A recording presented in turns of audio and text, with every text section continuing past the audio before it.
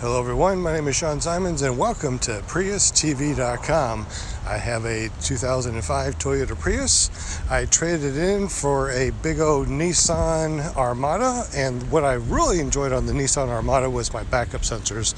However, my Toyota Prius does not have it, so I got an aftermarket sensor kit. Now you can get 4 sensors for the rear for about $10 on Amazon. This whole set actually was about $35. It has sensors. It has 4 sensors with the short wires and 4 sensors with the longer wires. They come with different displays, so this is the display that I have. This is the brains or the box for it, and this is the wires for the display. It comes with its own hole saw and a bunch of wires to connect to your vehicle itself. So this is going to be a video on how to install the sensors. So the first thing I'm doing is I'm checking to see where I'm going to put the sensors. I measure out the sensors and I space them evenly apart. Inside the trunk in the back is a little access panel for all my rear lights. I'm trying to figure out where I want to put the display on the dash. Well, of course, there's many different places that you can put it. So I tried up on the dash over here, and I put it on the other side, but it seems like this little access panel right here works out perfect. And when it's not in use, I can close up that. How perfect is that? I think it's going to work out perfect. That's what I'll do. So I removed everything from the trunk just to see what I have to work with. And once again, I come over here and look. It looks like I have a ground because I do need a ground wire. And I have access to the reverse and the brake lights, which is what I need to wire this thing up.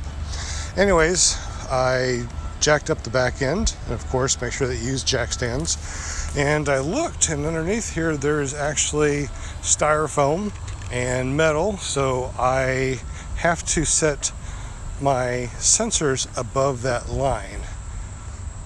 Also, there's a little hole right here, so I can put the wires through that from the outside to the inside. It shows on the directions how to space out your sensors, so I marked them with a Sharpie, and I think that this is going to work out great because it's above all that bumper stuff.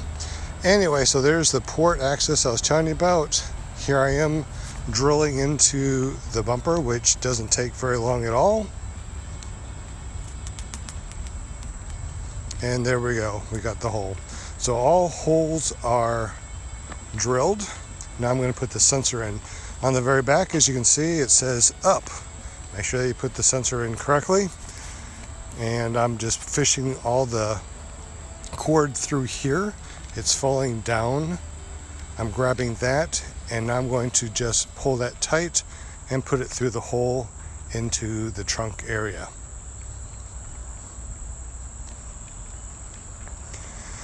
Now I'm doing the same with the rest of them, making sure that it's up.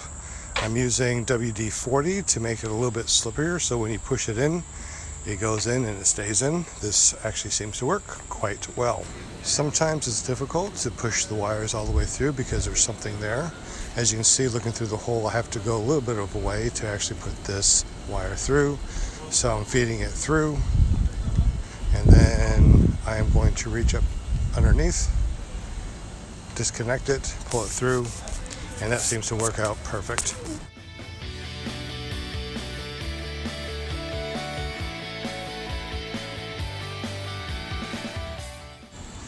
Alright, now we need to make sure that we have these labeled correctly.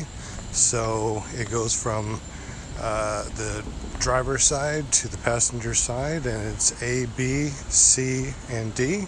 So I'm using some masking tape, and I am putting them around the wires so I know which ones go where. Then I put it inside the brain, and it's labeled A, B, C, D. I'm pushing the rest through and making sure that these are seated correctly, making sure it's up is up. And if they don't go all the way in, very easy, just put a little bit of WD-40 in it. Okay, so now we're looking at all the different wires, and this is going to be the interesting part. And since this video is already kind of long, I'm going to pack up everything right now, and I'll do the rest of the wiring here in a little bit. Thank you for watching. Subscribe if you haven't, and we'll see you soon.